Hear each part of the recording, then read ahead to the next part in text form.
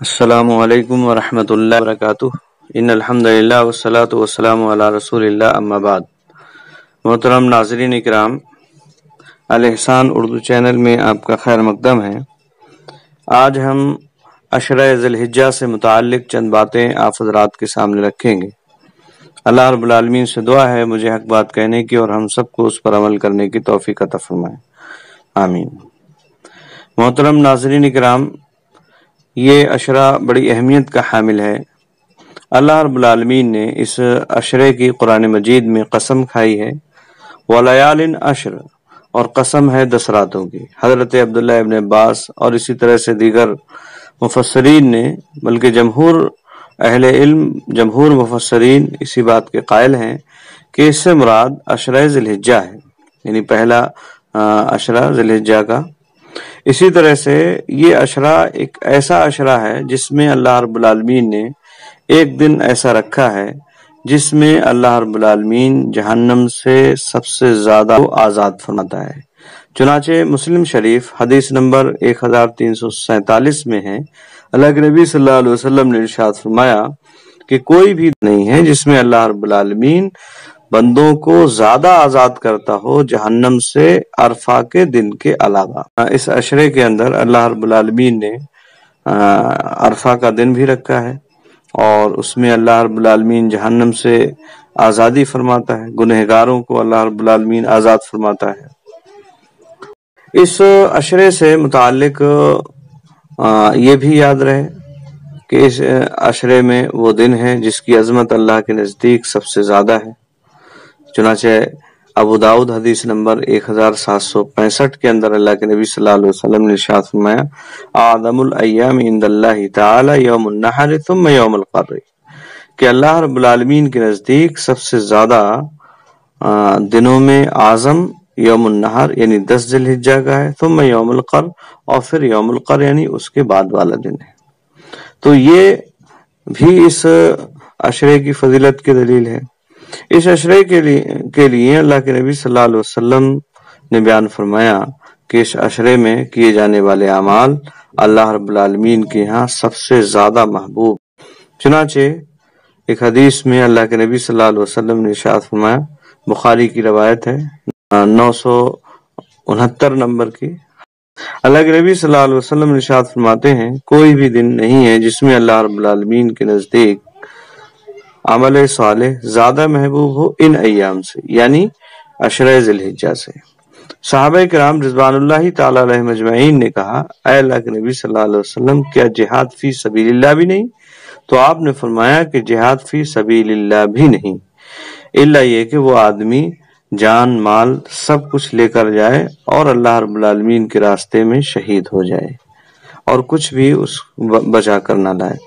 تو یہ فضیلت اس عشرے کی ہے کہ اس عشرے کے اندر اللہ رب العالمین کے نزدیک نیک اعمال سب سے زیادہ پسندیدہ ہیں، محبوب ہیں، اور وہ اس وجہ سے کہ اس میں امہات العبادات ساری کی ساری اکٹھا ہیں۔ جیسے نماز ہے تو نماز تو عام اوقات میں بھی پڑھی جاتی ہے، اس میں بھی پڑھی جاتی ہے۔ صدقہ، خیرات، زکوٰۃ ہے وہ بھی اس میں ادا کیا جاتا ہے، اس کے لیے بھی کوئی وقت متعین نہیں ہے۔ اسی طرح سے اس میں روزے بھی ہیں، اللہ کے نبی صلی اللہ علیہ وسلم عشرہ ذی الحجہ کا روزہ رکھتے تھے اور عرفہ کے روزہ کا حکم اللہ کے نبی صلی اللہ علیہ وسلم نے اپنی امت کو دیا، اس کی فضیلت بیان فرمائی کہ عرفہ کا روزہ 2 سال کے لیے گناہوں کا کفارہ ہے۔ تو یہ، اور پھر قربانی اور حج، یہ بڑی عبادتیں جو ہیں اسی عشرے میں ہیں اور کسی دوسری جگہ وہ نہیں پائی جاتی ہیں۔ تو اس وجہ سے اس عشرے کی یہ بڑی فضیلت ہے۔ ان ایام میں کرنے والے جو اعمال ہیں اس کے تعلق سے نبی اکرم صلی اللہ علیہ وسلم نے جو وضاحت بیان فرمائی ہے، اس میں ایک تو یہ کہ عشرہ ذی الحجہ کا روزہ رکھا جائے، یعنی روزے رکھے جائیں۔ نبی اکرم صلی اللہ علیہ وسلم روزے رکھا کرتے تھے۔